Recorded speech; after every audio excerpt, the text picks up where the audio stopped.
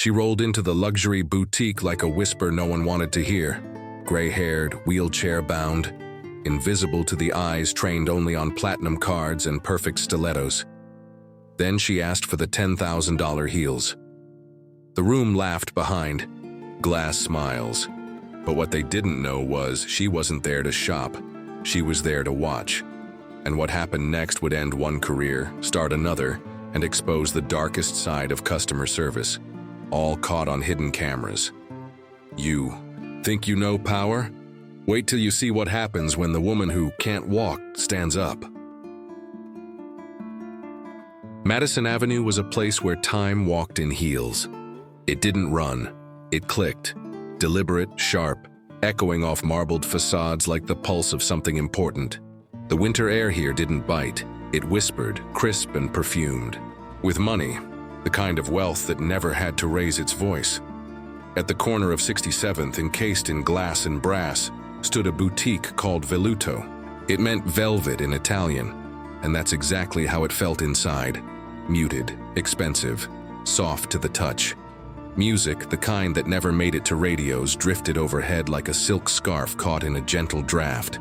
Spotlights lit up rows of shoes, each one sitting on its pedestal like a tiny sculpture, pointed, poised, never scuffed. Then the door sighed open, and the rhythm changed. She entered like the pause between heartbeats. A woman, older, perhaps in her late 50s, rolled quietly over the threshold in a wheelchair. Not motorized. She pushed it herself, steady arms guiding the thin wheels with practiced grace. Her coat was simple, oatmeal-colored, more practical than fashionable. Her shoes, orthopedic, soft-leathered, worn thin at the soles. Her name, though no one in that room knew it yet, was Alexis. No one said a word, but the silence curled at the edges. The junior staff glanced up, eyes flickering. A pause, then a subtle recalibration, the kind that's felt more than seen. The music didn't stop, but the mood did. From somewhere behind the display cases, a woman stepped forward. Jessa, tall, sharp lines dressed in black. Her heels sounded like punctuation marks on marble. Her eyes swept the newcomer. Not a client, a mistake, an interruption. She didn't smile. Instead, she walked past Alexis as if following some invisible law of luxury. If someone doesn't fit the frame, you crop them out. But Alexis wasn't there to be cropped. Her gaze was lifted, not pleading, observing. She moved toward the center of the boutique, wheels humming softly against the floor, and stopped in front of a crystal case that held a pair of heels the color of dried blood. Red, bold, cut like a scream. $10,000. The kind of price no one ever had to ask about. If they had to, they shouldn't be there. She reached out. Her hand, pale and delicate, extended toward the shoe. A shadow fell. Jessa was already there. She had moved in, quick as a reflex, like a closing door. With a thin smile that cut sharper than glass, she lifted the shoe from its perch and held it just above Alexis's reach. "That one?" she asked, her tone drenched in the kind of politeness that bruises. "This is $10,000. What would you even need them for?" There was no malice in her voice. That would have been honest. No, it was something worse. That cold, silky condescension reserved for the kind of people she believed would never matter. Alexis blinked once, slowly. "I'd like to try them." Jessa's lips parted slightly, not in surprise, in amusement. Then, with a sharp pivot, she turned her head. "Layla," she called, not even looking back. "Intern, over here, please." The girl, Layla, maybe 20, maybe younger, hurried over. Nervous energy in second-hand shoes. Her apron was too big, her name tag slightly crooked. "Assist our guest here," Jessa said, placing the shoe in Layla's hands. Then she leaned in, closer to Alexis, and added in a voice so smooth it almost passed for warm. "We all deserve a little fantasy sometimes, don't we?" And she walked away. Alexis looked at the shoe in Layla's hands, then at the girl herself, wide-eyed, uncertain. Outside, winter light caught on the boutique's window. It cast long, broken shadows, across the floor. She was no longer just a woman in a wheelchair. She was a question the room had failed to answer, and soon it would have to. The boutique's air grew still, like before a snowfall. Layla knelt before Alexis, her fingers trembling slightly as she set the red stilettos down beside the wheelchair. The shoes glinted under the overhead light, not garish but regal. They looked like they'd never been worn by a mortal foot. "I can help you try them on," Layla offered, her voice hushed, unsure if kindness was permitted here. Alexis looked at her, really looked, into the girl's eyes where uncertainty wrestled with a quiet urge to do what was right. "Thank you," Alexis said, soft as folded linen. Layla gently reached for Alexis's foot. The orthopedic shoe was undone carefully, revealing a foot that bore the signs of time and struggle.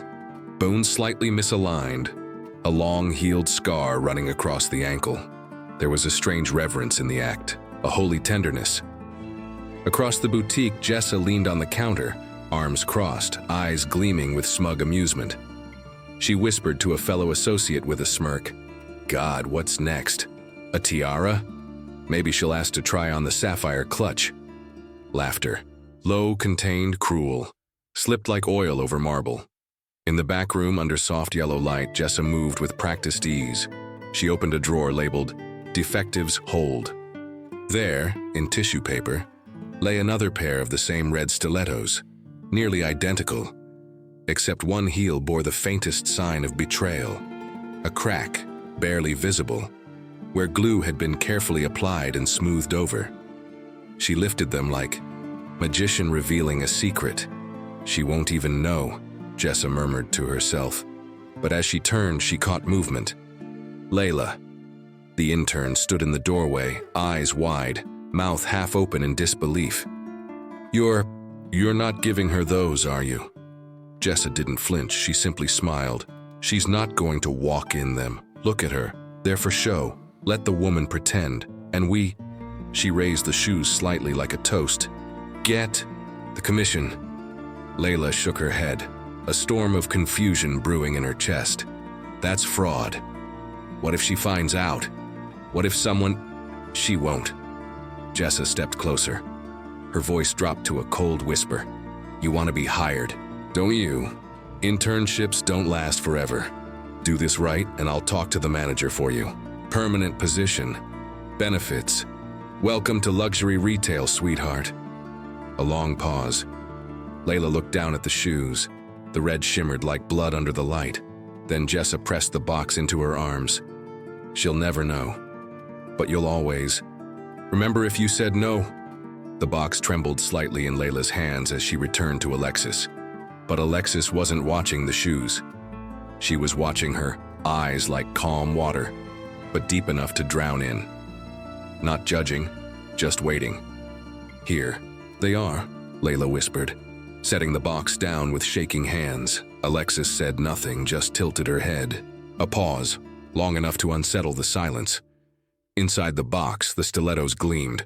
Alexis reached out, and the moment her fingers brushed the heel, her hand paused. She turned it ever so slightly, inspecting the join where the heel met the sole. Her touch was slow, gentle, but deliberate. Then her eyes lifted onto Layla. "Something wrong, dear?" Layla blinked. Her mouth opened, closed.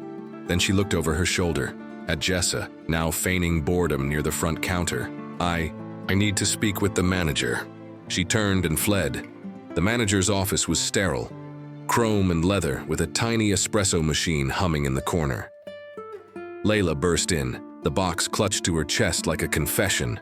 Words poured out, about the broken heel, about Jessa's plan, about the promise of a job in exchange for silence. The manager frowned, looked from the box to the girl. Then he asked the question that hung like smoke in the room. "Do you have proof?" Back on the floor, Jessa sensed the shift in air. She moved swiftly, heels slicing the silence, intercepting the manager as he emerged. "There's been a misunderstanding," she said smoothly. "That girl, the intern, she's trying to sabotage me. I'd never give out damaged goods." Layla stepped forward, heart pounding. "You told me to. You said we'd split the—" "She's lying." Jessa turned to the manager with wide, innocent eyes. She's desperate, trying to make me look bad to take my job. There's no evidence, right? The manager hesitated. Jessa's voice hardened, now directed at Layla. Think carefully. You accuse me. You lose everything. You're just an intern. Layla stood frozen, caught between fear and fury. The boutique was silent again, caught in a fragile balance. Then Alexis cleared her throat.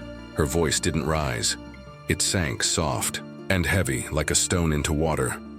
Excuse me. All eyes turned. She was still seated, still quiet. But in that moment, the room belonged to her. There was something in her voice, not volume, but weight, like someone who had waited long enough, like the crack of dawn that arrives after a long, bruised night. All eyes turned toward Alexis, still seated, still quiet. Yet suddenly, the most immovable thing in the room. She looked at the manager, her hands resting on the arms of her wheelchair, posture poised, back straight. "You may want to check the cameras," she said gently, but with a firmness that left no air for denial.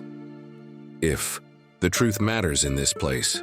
The manager flinched, subtly, as if realizing this was no ordinary guest. Jessa, however, recovered first. She gave a practiced laugh, thin and artificial. "Oh, we don't need to escalate this over a little confusion. It's retail. Things get misplaced. Emotions run high." She smiled, her eyes cutting to Layla like knives wrapped in velvet. "Right, intern?" Layla didn't speak. She was staring at the box, still clutched in her arms, like it burned, like it begged to be set down and exposed. Alexis's voice again, lower now, confessional, almost intimate. The heel is cracked, glued back together. "You knew I'd noticed, didn't you?" She looked directly at Jessa, not blinking. "But you thought, what? That I couldn't feel it?" That last word, feel, hung in the air like smoke. Jessa's mask slipped, for half a second, then returned. "Ma'am, with all due respect, you can't prove I touched that box." "No," Alexis said, "but someone else can." All heads turned. Layla was trembling. She looked at Alexis, eyes full of something complicated, shame, hope, fear, and Alexis nodded, barely perceptibly, the smallest gesture, but it unlocked her.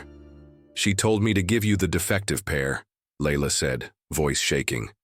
"Said we could split the commission. She said you wouldn't notice." There. It was out. A ripple of silence followed. Then Jessa's voice, sharp and surgical. "Liar, that's a lie. You're trying to sabotage me. There's no video, no audio. It's her word against mine." She turned to the manager, hands outstretched. "Come on, you really gonna believe an intern?" The manager looked torn. Jessa was their top seller, reliable, polished, profitable. Layla was temporary. But Alexis, she was starting to rise, slow, deliberate. One hand on the armrest, one on the heel of her palm pressing into the floor. Gasps echoed softly as the wheelchair creaked behind her, then rolled back slightly. Alexis' heart stood. Not just stood. Rose, elegant, tall, stronger than anyone expected. Her back was perfectly aligned. Her legs straight, her presence towering. "I'm not here to shop," she said calmly. "Not really." Then she reached into her coat. A black leather wallet emerged. Not the designer kind, but the kind executives carry. She flipped it open. Inside, gleaming under the boutique's lights, a gold badge. The air froze. Alexis Hart, CEO, Hart Retail Group. You've probably seen the name on your payroll slip. The manager's face drained of color. Layla staggered back in shock. Jessa took a step toward her, like somehow proximity could erase guilt, but stopped. Alexis turned to her. No fury, no rage, just that same immovable calm. "You've had 3 separate complaints filed against you this year. Discrimination, humiliation of customers, each one met with denial and excuses." She took another step forward. "So I came here, alone. No team, no notice. I wanted to feel it for myself." She reached for the red stilettos still sitting in their box, lifted one, turned it over, revealing the faint line of glue where the heel had been fused. You didn't just try to cheat a customer. You tried to humiliate someone you thought couldn't fight back. Her voice dropped, soft as silk, deadly as glass. That's not just unethical. That's unforgivable. The silence broke, not with a word, but with the sound of Jessa stepping back. The performance was over. The mask had cracked, and Alexis kept standing. "Layla," she said, turning. Her voice gentled, like sunlight after a storm. The intern looked up wide-eyed on the verge of tears. "You stood for truth when it would have been easier to stay small. That matters to me." She turned to the manager, whose hands were shaking ever so slightly. "She's no longer an intern. Effective immediately, she's a full-time associate." A stunned silence followed. Then Alexis turned back to Jessa. "You, however..." But she didn't finish the sentence. She didn't have to. 2 security guards had already appeared at the boutique's glass doors. They didn't speak, just waited. Jessa stood frozen, a woman unmade in the span of 3 minutes. She opened her mouth to protest, but nothing came out, because there was nothing left to say. She gathered her things. No one helped. No one stopped her. As she passed Alexis, she couldn't meet her eyes. Then she was gone. Only the faint click of her heels remained. Ironic, really. The last sound of her fall. For a long moment, no one moved. It was as if the boutique itself had exhaled. As if the air, once tight with pretense, had finally found enough room to breathe. The front doors of Veluto whispered shut behind Jessa, closing on more than her silhouette. Her exit was not theatrical. It was small, the way something disappears when it has no soul left to carry. But Alexis was still standing. Her presence had changed the very shape of the room. She walked forward, slowly, each step as deliberate as a truth being spoken aloud. The wheelchair, now behind her, felt like a monument, not of weakness, but of restraint. The final prop in a performance meant not to deceive, but to reveal. Layla stood with her, mouth slightly open, eyes glassy with disbelief. Her hands still held the shoebox as if unsure what world she now belonged to. Alexis turned to her, not with grandeur but with kindness that quieted everything else. "You okay?" she asked, the question light but heavy with meaning. Layla nodded too quickly. Then, like something invisible gave way, tears slipped down her cheek. Not loud sobs, just the silent undoing of a knot that had been tied for too long. "I didn't know if I should speak up," Layla whispered, almost to herself. "I was scared." Alexis stepped closer, not towering, level. "Courage doesn't mean you weren't afraid. It means you chose to speak anyway." And then, something unthinkable, something forbidden in places like Veluto happened. Alexis smiled. Not a smirk, not a grin of triumph, but something softer, wiser, like someone who had just lit a candle in a very dark room. She reached into her coat again and pulled out a slim black card. Embossed in silver were 2 words, Heart Leadership. She placed it gently into Layla's hand. "You're not just an employee now, you're a candidate, executive track." Layla stared at it like it might vanish. Her lips parted. No sound came, but her eyes were shouting thanks. From behind the register, the manager, once skeptical, now silent, cleared his throat. "Ms. Hart, I didn't realize you were, we had no idea." She turned to him. No anger, just honesty. That's the problem. Her gaze moved slowly across the boutique, from the velvet displays to the polished counters, to the shoes standing like sculptures that only the right people were allowed to touch. "You've built a temple for beauty, but forgot who it's for." She reached down into the box and lifted the red stiletto. Not the damaged one, but the pristine original pair Layla had tried to protect. She held it like a trophy. Then, with calm grace, she knelt down and slipped it onto her own foot, one heel, then the other. She stood, steady as a statue, elegant as a skyline. No falter, no hesitation. Each shoe clicked on the marble like punctuation at the end of a sentence that needed saying for a long time. Click, click. Alexis walked a slow path down. The boutique's center aisle, not fast, but every step was a statement. Heads turned. Employees stared. Even the music seemed to align with her rhythm now. Soft piano notes accompanying the gentle thunder of justice in heels. Outside, passers-by slowed. Faces turned toward the glass.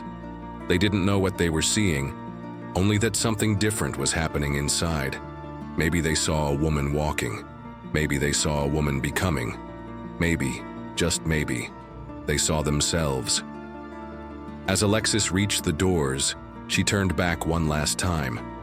Her voice, like wind through tall grass. Don't mistake appearance for limitation. She met Layla's eyes again. One last glance that said, "You're ready." Then she stepped through the glass doors and into the morning light. The street greeted her not as a stranger but as a returned queen. And in her wake, the boutique felt different, not ruined, reborn. Inside, Layla stood alone in the middle of it all, still holding the black card. For a moment she looked at the door, then at the cracked pair of stilettos still resting in their box. A symbol of everything false.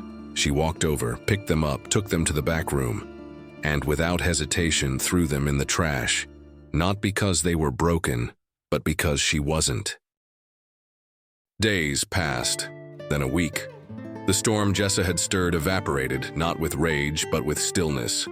A kind of silence that settles after truth has spoken, not loud, but final. Velluto's glass doors still gleamed each morning. The same ambient piano still played, but inside the air was no longer tight with judgment. It had loosened, just enough for something human to breathe inside luxury. The new full-time associate, Layla, now stood behind the counter, no longer shrinking, no longer waiting for someone else to take the lead. She wore the same uniform, but it sat on her differently now, not borrowed, not temporary. She held the scanner like a conductor holds a baton. She greeted each guest not with salesmanship, but with presence. She remembered what Alexis said. "You're not just an employee now, you're a candidate." And that thought changed her spine. Straightened it. That card, black, embossed, weighty, sat in her locker like a lighthouse.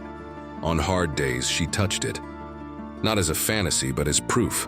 She had been tested, and she had not broken.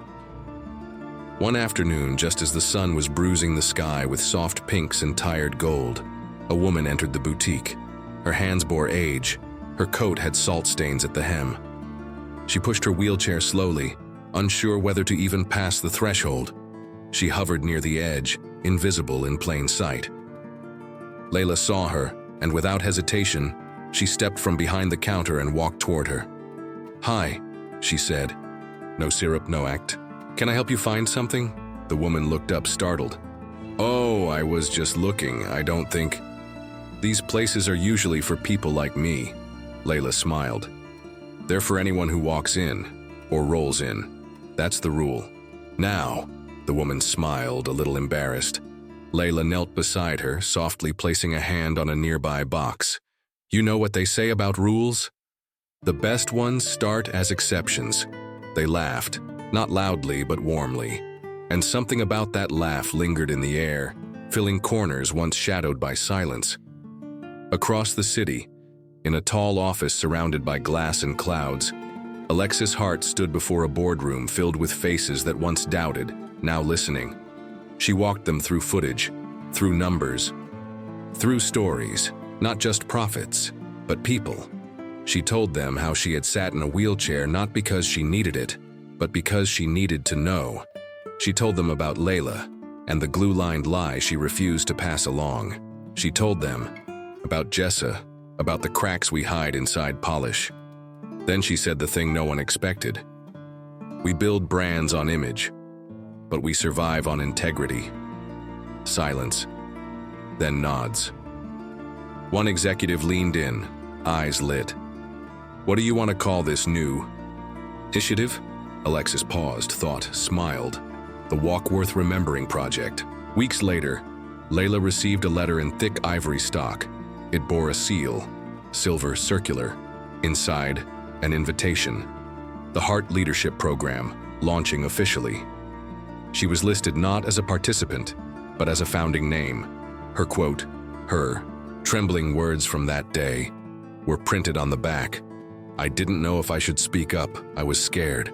And beneath it, Alexis's own handwritten reply, you were scared, and you still did. That's why you belong here. Back on Madison Avenue, the boutique felt different now. Not because of renovations or lighting, but because of what was gone. The invisible velvet rope, the temperature that dropped for the wrong skin, the wrong walk, the wrong wheels. All of it had melted under the quiet fire of one woman's test. Alexis never returned in disguise. She didn't need to. She had already walked through, and the echo of her heels, red, elegant and undefeated, still lingered like a melody only the honest could hear. Some said it was just a story, but those who were there, they never forgot the sound of justice walking, not loudly, but tall and true. If this story touched your heart, even just a little, please share it with someone who needs a reminder that kindness matters. And if you'd like to hear more stories like this, quiet, powerful, and real, don't forget to subscribe. Your support helps these voices be heard.